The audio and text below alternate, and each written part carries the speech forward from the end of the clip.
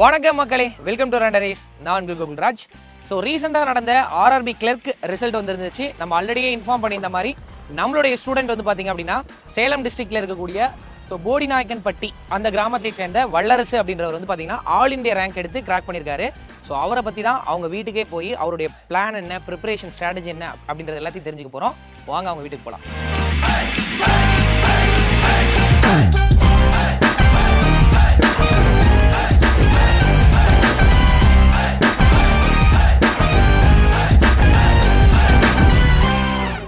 Last year வந்துட்டு RRB clerk இதே exam எழுதிட்டு ரிசல்ட் வரும்போது ஒரு 3 மார்க்ஸில் போச்சு. அப்போ ரொம்ப ஃபீலிங்காக இருந்துச்சு. எனக்குள்ளே ஒரு தோணிகிட்டே இருக்கும், நம்ம இவ்வளோ வருஷம் படிக்க வச்சிட்டாங்க, நம்ம இன்னும் படிச்சுட்டு இருக்கோம், கண்டிப்பாக கிளியர் பண்ணிடணும் அப்படின்னு ஒரு யோசனை மண்டிகளை ஓடிட்டே இருக்கும். அப்பா வந்துட்டு 3rd ஸ்டாண்டர்ட் படிக்கும்போது இறந்துட்டாரு. அதுக்கப்புறம் அம்மா டிஸ்கண்டினியூ பண்ணிட்டு தமிழ் மீடியம்லாம் ஜாயின் பண்ணிவிடல. அந்த இங்கிலீஷ் மீடியத்திலே படி, நான் உன்னை எவ்வளோ கஷ்டப்பட்டு படிக்க வைக்கிறேன் அப்படின்னு சொல்லிட்டு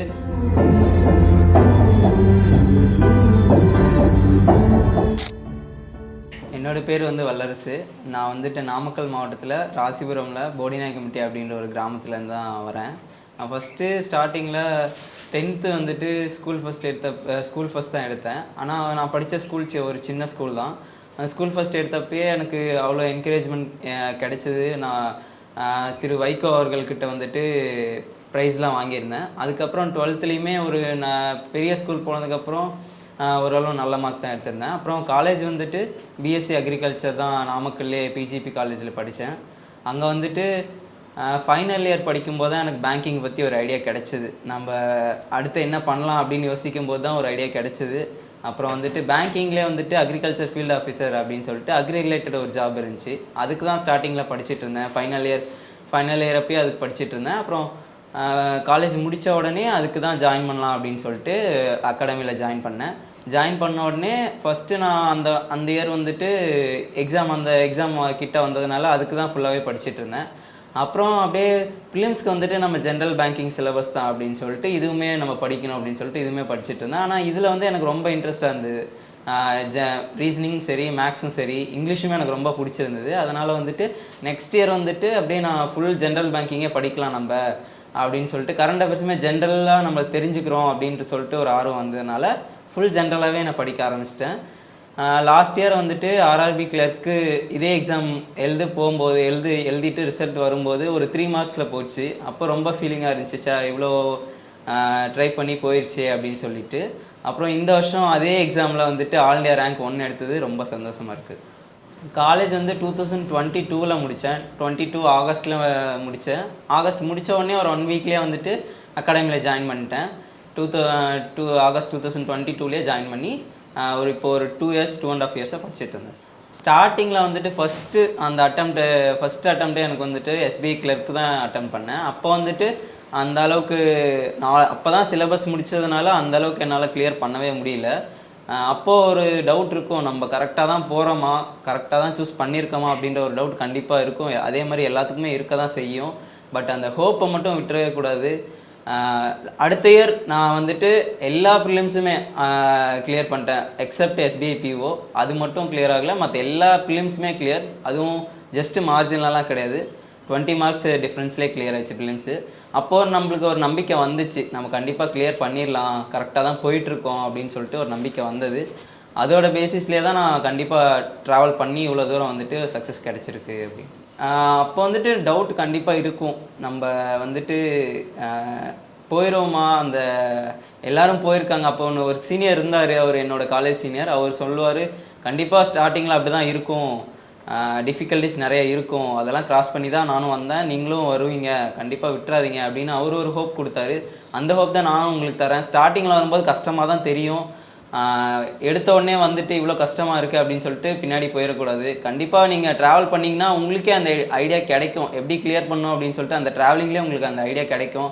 அதனால் ஹோப் விட்டுறாதீங்க, பேக் போயிடாதீங்க, கண்டினியூ பண்ணிட்டே இருங்க. என்னோடய ஸ்ட்ராங் ஜோன் வந்து ப்ரிலிம்ஸ் லெவலில் பொறுத்தனா ரீசனிங் ஸ்ட்ராங் ஜோனு.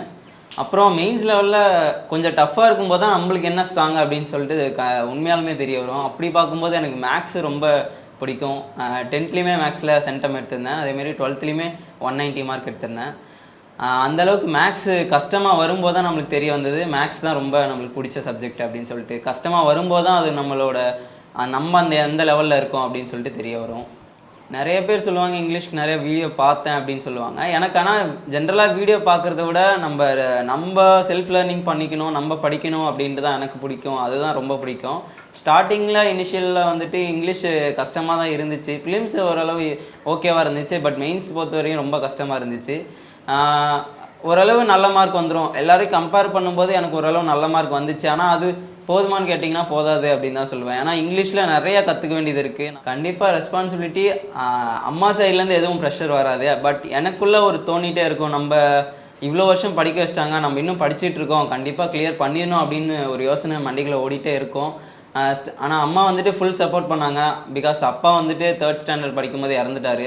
அதுக்கப்புறம் அம்மா டிஸ்கண்டினியூ பண்ணிட்டு தமிழ் மீடியம்லலாம் ஜாயின் பண்ணி உள்ள அந்த இங்கிலீஷ் மீடியத்திலே படி, நான் உன்னை எவ்வளோ கஷ்டப்பட்டு படிக்க வைக்கிறேன் அப்படின்னு சொல்லிட்டு கண்டினியூஸாக அந்த இங்கிலீஷ் மீடியத்திலே படிக்க வச்சாங்க. அதுதான் அந்த இங்கிலீஷ் மீடியத்தில் படிக்க வச்சு தான் எனக்கு இவ்வளோ ரொம்ப ஹெல்ப்ஃபுல்லாக இருக்குது. பிகாஸ் பேசிக்ஸ் ரொம்ப முக்கியம் இங்கிலீஷில், அது கற்றுக்கணும் அப்படின்னு சொல்லிட்டு அது இங்கிலீஷ் மீடியத்திலே படிக்க வச்சதுனால எனக்கு ரொம்ப ஹெல்ப்ஃபுல்லாக இருந்துச்சு. அம்மா வந்துட்டு ஃபுல் சப்போர்ட்டு. நான் காலேஜ் முடிச்சுட்டு இப்படி வேலைக்கு போகணும் உடனேலாம் சொல்ல கிடையாது. உன்னோட விருப்பம் என்ன அப்படின்னு சொல்லிட்டு கேட்டாங்க. நான் இப்படி மறுபடியும் பேங்க்குக்கு படிக்கிறேம்மா அப்படின்னு சொன்னேன். சரி நீ படி, நான் கண்டிப்பாக உன்னை படிக்க வைக்கிறேன் அப்படின்னு சொல்லிட்டு சொன்னாங்க. அம்மா வந்து ரொம்ப ஃபுல் சப்போர்ட்டாக இருந்தாங்க. என் பேர் மணிமேகலைங்க சார். நாங்கள் வந்து கிராமத்தில் கூலி வேலை தாங்க சார் செய்கிறோம். வல்லரசு வந்து 2 பேருமே, வல்லரசு விக்ரம் 2 பேருமே படித்து வச்சுக்கிட்டு இருந்தோம். 2வது படித்து 3வது போகிறப்ப அவங்க அப்பா இறந்துட்டார். அப்புறம் போய் அதுக்கு மிற்பாடு எனக்கு அப்போ முடியாத சூழ்நிலைக்கு என்னால் முடியாதுங்க சார் 2 பேர்த்தையும் இங்கிலீஷ் மீடியம் படிக்க வைக்கிறதுக்கு டிசி கொடுங்க, நான் கவர்மெண்ட் ஸ்கூலில் சேர்த்துறேன்னு சொன்னேன். அவர் இருந்துக்கிட்டு வேண்டாம்மா நல்லா படிக்கிறாங்க, நீ இங்கே இருக்கிட்ட முடிகிறப்ப ஃபீஸ் கட்டு, அவனை ஒன்றும் தொந்தரவு பண்ணல அப்படின்னு சொன்னார் சார்.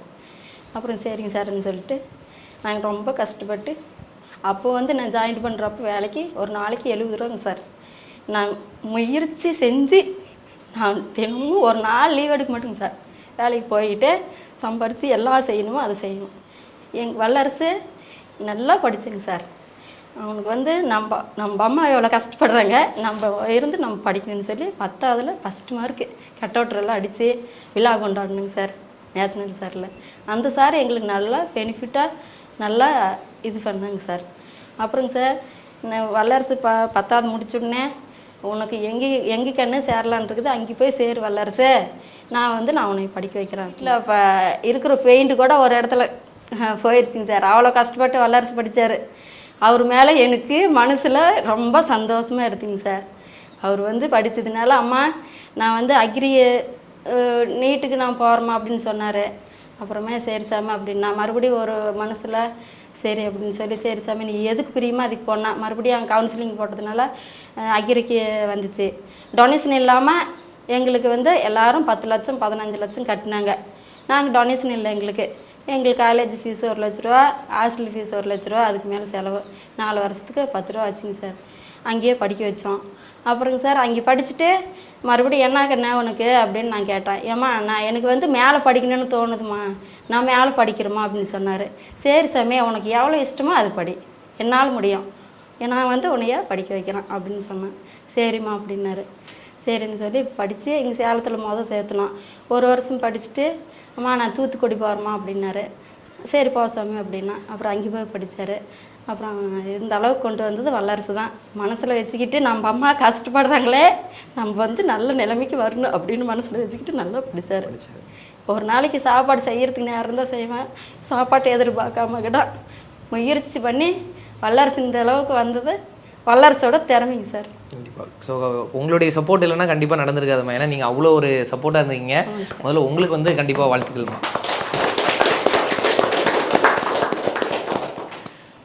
அப்படின்னு கேட்பாங்க சார். அப்படின்னு என்னம்மா பையன் இன்னும் படிச்சுட்டு இருக்கிறான், ஏதோ கல்யாணம் பண்ணிங்களே, வயசு எத்தனை, இன்னும் படிச்சுட்டே இருக்கிறாங்க, எதுவும் வேலை கிடைக்கலையா அப்படின்னு கேட்பாங்க சார். நான் அதுக்கு பையன் படிக்கிற அப்படி படிக்கிட்டோம், இப்போ அதுக்கு என்ன அவசரம் இல்லை அப்படின்னு பதில் சொல்லிவிட்டு என் வேலைக்கு நான் போயிடுவேன் சார். காலையில் 6 மணி ஆனால் வீட்டில் இருக்க மாட்டேங்க சார், நைட்டு 7 மணிக்கு தாங்க சார் வருவேன்.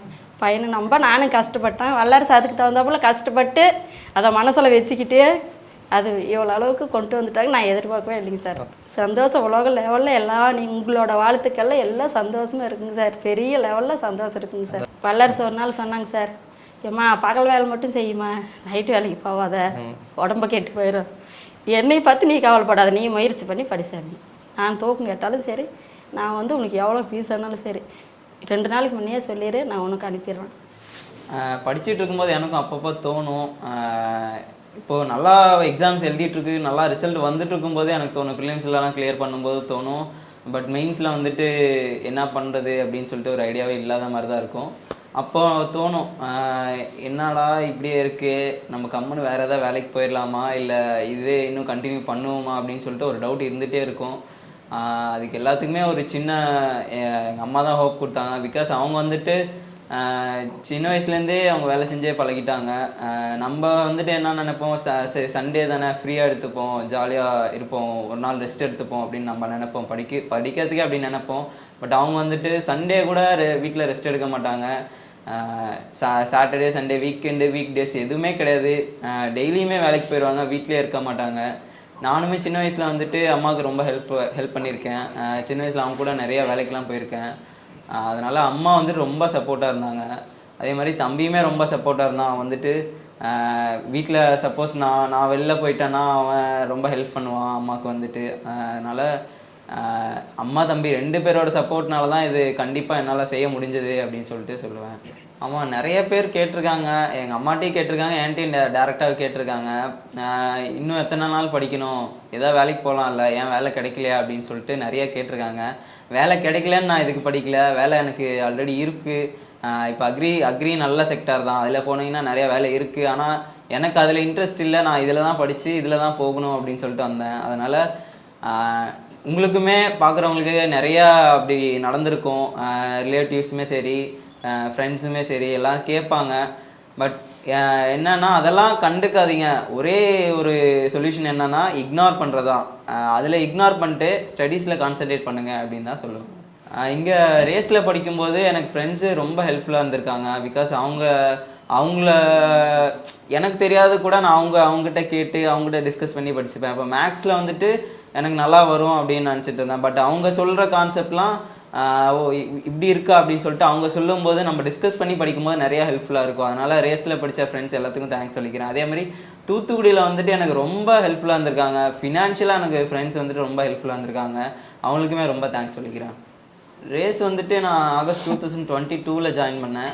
ஜாயின் பண்ண உடனே பேசிக்ஸ் எல்லாமே கிளாஸஸ் நல்லா போச்சு. பேசிக்ஸ் ஒரு ஸ்ட்ராங் பில்டிங் கட்டணும்னா அது பேசிக்ஸ் ரொம்ப முக்கியம். பேசிக்ஸ் நல்லா இருந்தால் தான் பில்டிங் ஸ்ட்ராங்காக இருக்கும் அப்படின்ற மாதிரி பேசிக்ஸ் ரொம்ப நல்லா சொல்லி தந்ததுனா பேசிக்ஸ் ப்ரிலிம்ஸ் வந்துட்டு ரொம்ப கான்ஃபிடெண்ட்டாக இருந்தேன். பிகாஸ் ஈஸியாகவே கிளியர் பண்ணிடுவேன். எக்ஸாம் எழுதிட்டு வந்தோடனே தெரிஞ்சேன் ப்ரிலிம்ஸ் கண்டிப்பாக கிளியர் ஆயிரும், 20-25 மார்க்கில் டிஃப்ரென்ஸ் எல்லாம் கிளியர் பண்ணுவேன் அப்படின்னு தெரியும். அதனால் பேசிக்ஸ் ரொம்ப ஹெல்ப்ஃபுல்லாக இருந்துச்சு ரேஸ் அகாடமி.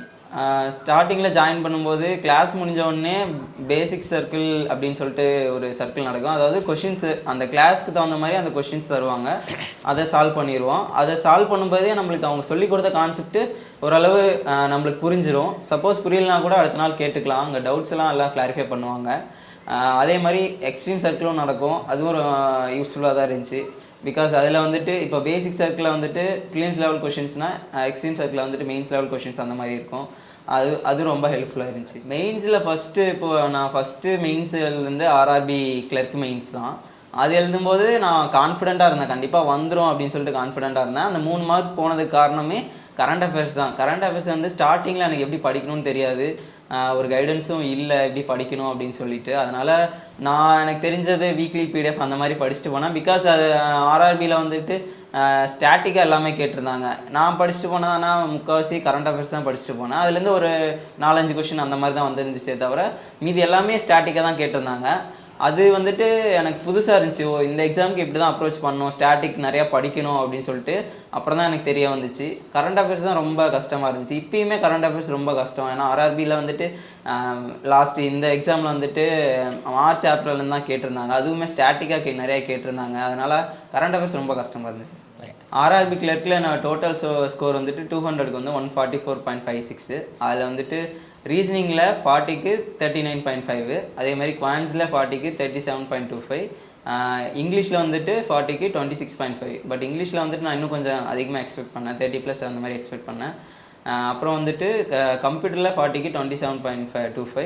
அப்புறம் வந்துட்டு கரண்ட் அஃபேர்ஸில் வந்துட்டு 8.5 தான் வந்துருச்சு. கரண்ட் அஃபேர்ஸ் இன்னுமே எனக்கு கொஞ்சம் அடி வாங்கிட்டு தான் இருக்குது. பட் அது வந்துட்டு எப்படி ப்ரிப்பேர் பண்ணணும் அப்படின்ற ஒரு ஸ்ட்ராட்டஜி இருக்குது. பிகாஸ் அதில் வந்துட்டு நம்ம ஆர்ஆர்பி பார்த்துக்கிட்டிங்கன்னா ஸ்டாட்டிக்காக அப்ரோச் பண்ணணும், அது எக்ஸாம் முன்னாடி ஸ்டாட்டிக்காக நிறைய விஷயங்கள் தெரிஞ்சுட்டு போகணும் அப்படின்னு சொல்லிட்டு. ஐபிபிஎஸ் பார்த்தீங்கன்னா ஃபுல்லாக கரண்ட் அஃபேர்ஸ் ரிலேட்டடாக நிறைய கேட்டிருந்தாங்க. நம்ம படித்ததே அப்போ தான் யூஸ் ஆன மாதிரி இருந்துச்சு. ஆர்ஆர்பியில் நிறைய பேர் என் ஃப்ரெண்ட்ஸ் என்ன சொல்லியிருக்காங்கன்னா, நான் கரண்ட் அஃபேர்ஸ் இவ்வளோ படித்து எதுவுமே யூஸ் ஆகாத மாதிரி இருந்துச்சு, அதனாலேயே நான் ஐபிஎஸ்க்கும் படிக்கலை, ஆனால் ஐபிஎஸ்லேருந்து நிறையா கரண்ட் அஃபேர்ஸ் கேட்டிருந்தாங்க அப்படின்னு சொல்லியிருந்தாங்க. அதனால் இந்த எக்ஸாம் ஐபிபிஎஸ் பொறுத்தவரையும் கரண்ட் அஃபேர்ஸ் நிறையா வரும். பட் ஆர்ஆர்பி பொறுத்தவரையும் ஸ்டாட்டிக் தான் முக்கால்வாசி வரும். ஸ்டாட்டிக் ப்ளஸ் பேங்கிங் அந்த மாதிரி வரும். அதனால் ரெண்டுக்கும் தனித்தனியாக இருக்குது, கரெக்டாக படிக்கணும். வணக்கம், என்னோடய பேர் தினேஷ். நான் பெங்களூரில் ஐடி ஃபீல்டில் ஒர்க் பண்ணிட்டுருக்கிறேன். ஆக்சுவலி எனக்கு வல்லஸ் வந்து அண்ணா. அவர் 10th ஃபஸ்ட்டு வரப்போ எங்களுக்கெல்லாம் ரொம்ப சந்தோஷம். இந்த மாதிரி ஒரு சின்ன ஸ்கூலில் ஆக்சுவலி அவர் தான் அந்த ஃபஸ்ட்டு அவ்வளோ மார்க் அந்த ஸ்கூலில் எடுத்து மிகப்பெரிய அளவுக்கு அந்த ஸ்கூலில் இந்த ஏரியாவில் ஃபேமஸ் பண்ணி விட்டார். அதுக்கப்புறம் 12th நல்ல மார்க் எடுத்தார், நீட்டு செமையாக ட்ரை பண்ணார். நாங்களும் ரொம்ப ஆசைப்பட்டோம், எப்படியும் நம்ம எங்கள் வீட்டில் ஒரு டாக்டர் இருக்கிறாங்க அப்படின்னு சொல்லிட்டு, டாக்டராக வருவாங்கன்னு சொல்லிட்டு. பட் அன்ஃபார்ச்சுனேட்டாக அது கொஞ்சம் மிஸ் ஆகிடுச்சு. ஆனால் அண்ணா அதை பெருசாக எடுத்துக்காமல் சரி அடுத்தது என்னன்னு ஒரு முயற்சி பண்ணி அடுத்தது நான் சரி இந்த மாதிரி அக்ரி சீட்டு கிடச்சிருக்கு, கவுன்சிலிங்கில் சீட்டு கிடச்சிருக்குன்னு சொல்லிட்டு அக்ரி நல்ல காலேஜ் நாமக்கல் பிஜிபியில் ஜாயின் பண்ணாங்க. அது ரொம்ப எங்களுக்கும் சந்தோஷமாக இருந்துச்சு. கவுன்சிலிங்கில் இந்தளவுக்கு ஃபஸ்ட்டு அக்ரி எந்த ஏரியாவில் ஃபஸ்ட்டு அக்ரி படித்தது அண்ணா தான். அதுக்கப்புறம் அக்ரி முடித்தார். அக்ரி ஃபீல்டில் அவருக்கு நிறையா வேலை ஆப்பர்ச்சுனிட்டி கிடைச்சது. ஆனால் அதெல்லாம் விட்டுட்டு இல்லை நான் கவர்மெண்ட் வரைக்கும் தான் போவேன்ட்டு அவ்வளோ கான்ஃபிடென்ட்டாக அவ்வளோ துணிச்சலாக ட்ரை பண்ணார். இயர்ஸ் ஆகிறது ஒன்றும் பிரச்சனை இல்லை, அது எவ்வளோ ஆனாலும் பரவாயில்ல. ஆனால் இவ்வளோ தூரம் கான்ஃபிடென்ட்டாக ட்ரை பண்ணுறது அது ரொம்ப மிகப்பெரிய விஷயம். அதுவும் இல்லாமல் ஸ்டார்டிங்லேயே தெரியும் அண்ணா எப்படியும் சாதிச்சிருவாருன்ட்டு. ஆனால் இந்தளவுக்கு இந்தியாவில் நம்பர் 1 வருவது எங்களுக்கு ரொம்ப ரொம்ப பெரிய சந்தோஷம். உண்மையிலே அண்ணாக்காக ரொம்ப பெரிய கங்க்ராச்சுலேஷன்ஸ். அடுத்தது சின்ன வயசுலேருந்து எங்கள் பெரியம்மா ரொம்ப கஷ்டப்பட்டு சின்ன வயசுலேருந்து ரொம்ப கஷ்டப்பட்டு வளர்த்தாங்க. அது மட்டும் இல்லாமல் ரொம்ப ஃபீஸ் கட்டி அமௌண்ட் இல்லாமல் ரொம்ப கஷ்டப்பட்டு அண்ணாவை படிக்க வச்சு இவ்வளோ தூரம் வந்திருக்கிறது எங்களோட பெரியம்மாவுக்கும் ரொம்ப